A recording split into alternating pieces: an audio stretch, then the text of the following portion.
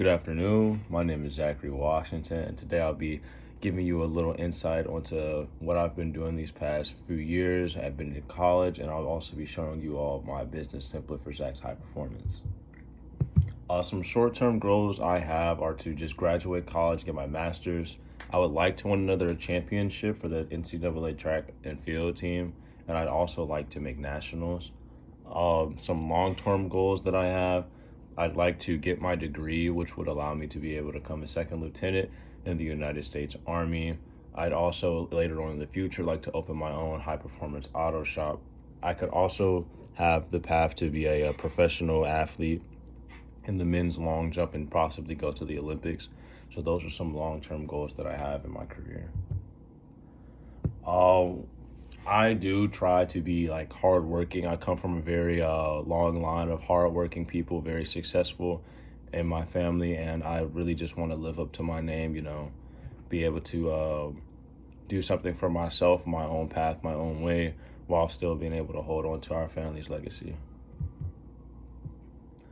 Some stuff I've have that would help me off in my career. I've been doing mechanical engineering for quite some time now. Since I was younger, around the age of 5 to 6, I've been doing mechanical engineering, taking classes, going to summer camps, clubs, learning coding, building robots, cars, things like that, which really do help in the automotive field.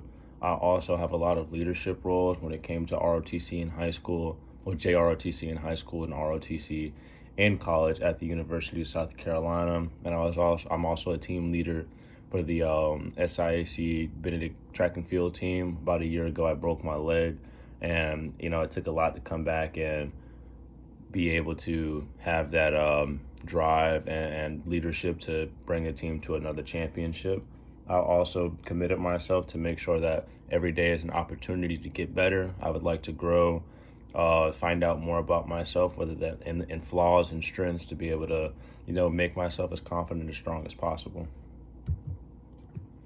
Internship experience that I've had. My family owns quite a few businesses, as I said before, very successful, hardworking people.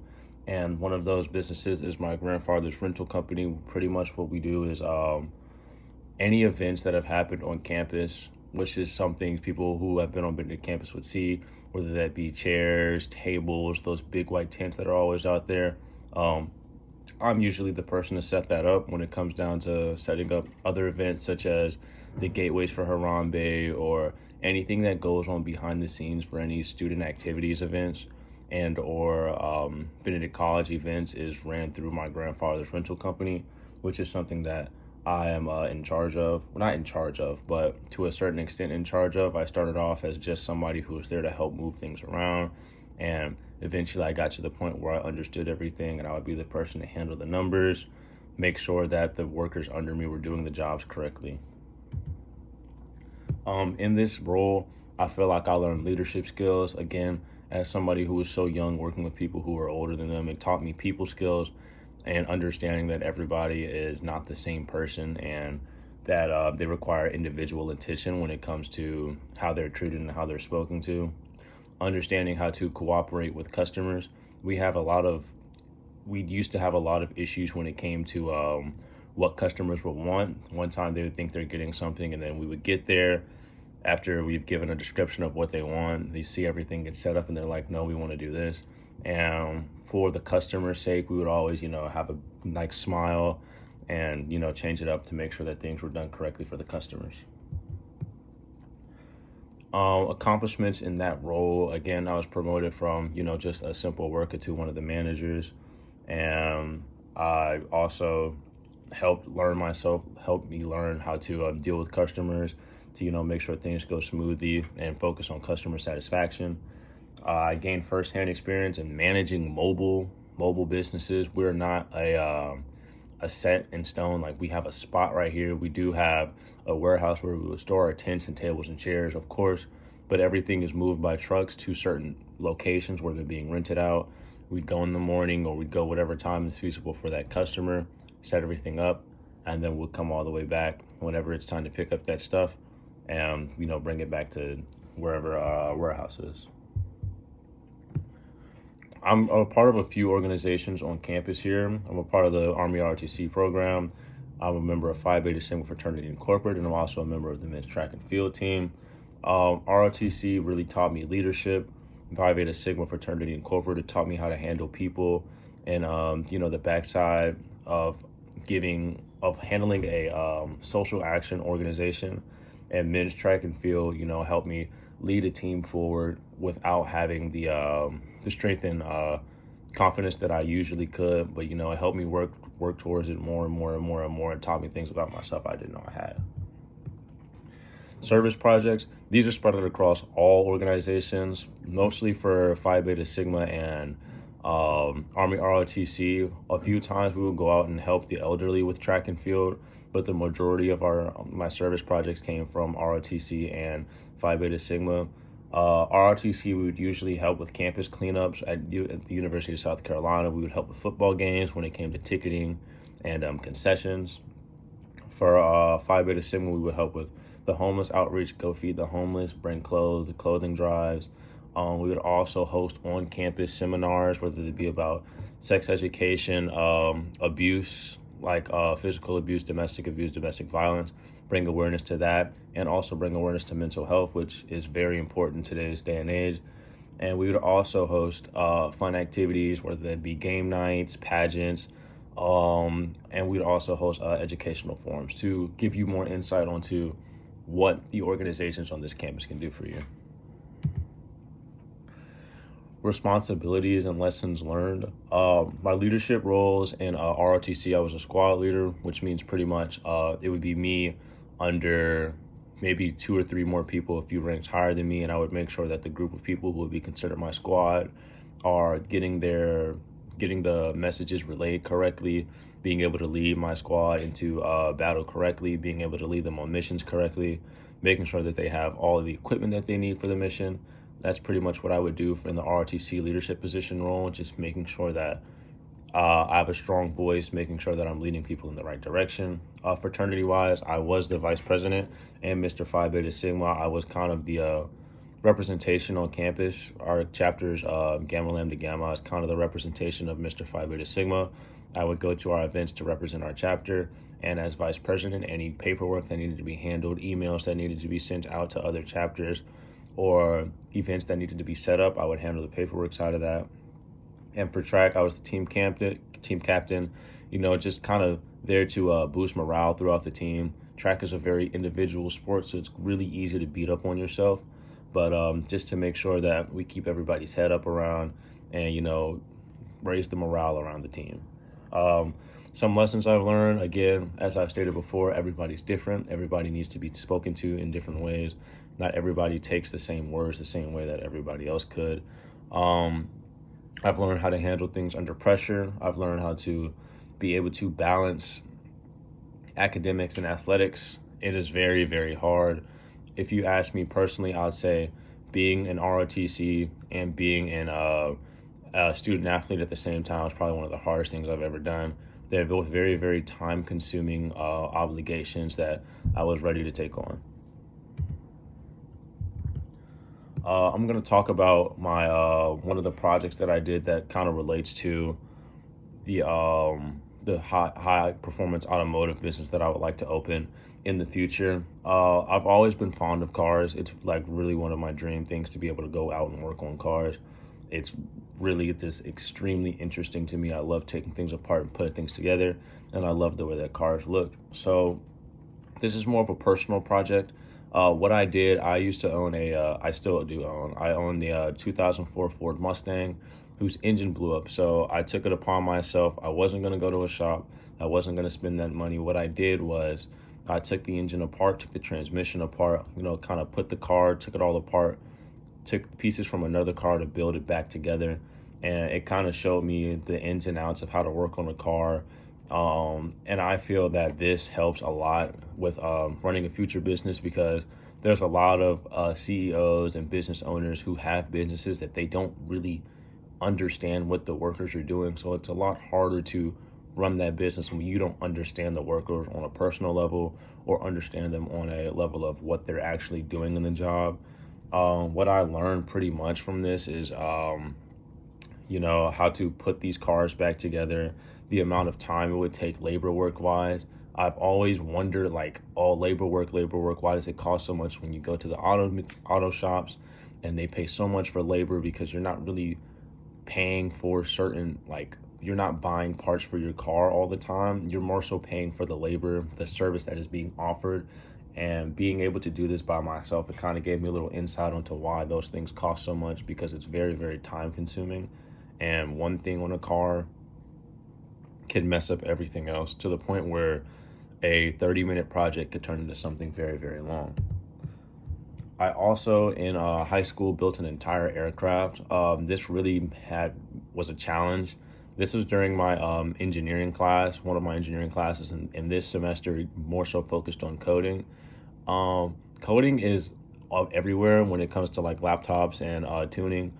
Uh, Tuning is something that I would like to incorporate into the high performance auto shop. And understanding codes and errors and how to write codes is very, very, very essential to understanding how to tune correctly, because you could write a wrong code and blow up the entire engine. So having these skills to understand that in order for everything to work in harmony, that you have to like do everything correctly and write down your codes correctly and make sure that everything is done precisely, or else you'll have some very drastic consequences which will cost you a lot of money. But I feel like this helps a lot when it comes to the side of making sure that coding is done correctly when it comes to tuning in the high performance auto shop. Again, just kind of piggybacking off of what I just said, both of these help in a sense of mechanical development and a sense of coding development when it comes to understanding diagnostics or what's wrong with the car, how to tune a car, understanding certain codes that are coming for it. And because once you hit to a certain level, a OBD sensor, which is something that would check to see if you had an engine light come up, you plug it into your car, it tells you what's wrong with it. It's very important to understand these codes, understand what's throwing it off, because before you get to anything mechanical, you need to understand what codes are. And that's the end of the first half of this presentation. I'm going to go ahead and get into Zach's High Performance. I'm going to give you a little insight on what my business is, or what I would like for the business to be in the future. So pretty much what we want to do is take your everyday vehicle, your everyday driver, and show you that it can be so much more. There's a lot of people out there that want these fast cars. They see these cars in music videos. They see them on TikTok. They see them on the internet. And they're like, man, these cars look really, really cool. And they don't really understand that, hey, you can acquire these cars. These are things that you can have. And I want to spread awareness to that. I want to help the people who don't have the necessities or don't have the skill set or knowledge build these really, really fast or really, really cool looking dream cars that they want. Because to me, it's a deep culture. Already being immersed in the car community, it gives people a sense of what you would say, a sense of like passion for these cars that everybody has, but they don't have the knowledge to really hit those marks that they want to hit with their cars. So again, business overview of what we would do. We are a high performance auto shop, meaning you wouldn't come to us to get your oil changed. You wouldn't come to us because you need your brakes changed. You come to us when you want your car to go fast or you want it to look cool. And when I say go fast, that would be more so on the mechanical side, the tuning side, where we would do supercharge installs, turbo installs, headers, tuning. Most tuning goes into more so foreign cars like BMWs and Porsches. We also work on high-end cars that really, really cost a whole lot to work on, and not everybody has the knowledge, nor do many auto shops want to take those cars in, because the risk/reward of those cars are very high. It's very easy to break those more expensive cars, and they're also a lot harder to work on because there's so much things that go into these cars. They're so expensive, they're extremely intricate, and most auto shops really don't want to take the time to deal with that. We'd also go into the cosmetic side. That would be paint. That would be paint. That would be anything like spoilers, body kits, rims, wheels, wraps, things like that. Anything to change the look of your car without without replacing anything mechanically wise. Pretty much the problem with that, as I stated before, is that people don't have the knowledge, nor do they have the access to these certain parts, nor do they have the access to the tools that are needed to do it. What we would offer is a nice upgraded, like a nice facility that you can bring your car to. We have lifts, we have the tools, we have the intelligence that we need to be able to get your car to the point where you're like, hey, my car is super fast. Hey, my car looks customized. These are things that we can do for you that you won't be able to do at home, nor will other shops be able to do for you. You know, everybody wants that increase in horsepower, but not everybody knows how to do it. Not everybody understands the harmony that cars require. Anybody can look up a YouTube video and install something, but that might just blow up everything. And that's where we come in with extra law, extra intelligence, understanding that certain things have to be made a certain way or put in a certain order, or this can go on, but this can't go on because if this goes on, then it's going to mess up the balance of this one. But these are things that normal people, not normal people, but people don't really fully have that knowledge on, nor do shops really want to deal with because sometimes it's a hassle. So here are our products and services. Again, this is more of a broken down, like detailed of the things that I was talking about earlier, like the turbochargers, tuning, performance upgrades, cosmetics, and stuff like that.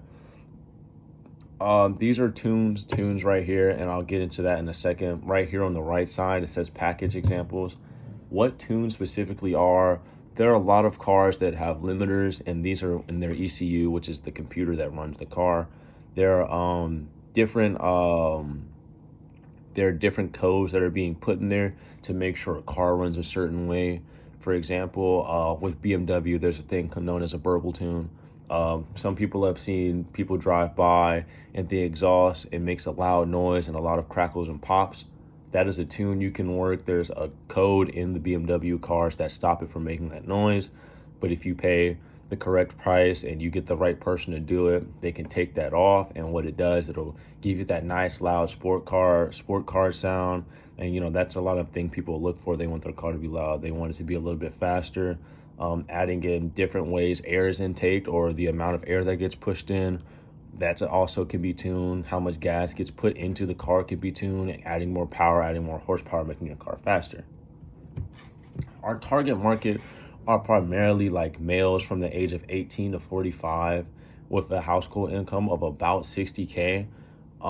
Certain cars will be worked on, lower end cars, but they're usually people who need these cars to be modified to be fast, like, or these are cosmetic cars. We're not putting a cold air intake on a 2003 Civic because that's like a $2 job. We're talking, we're case swapping your Civic. We're putting a new engine in your Civic.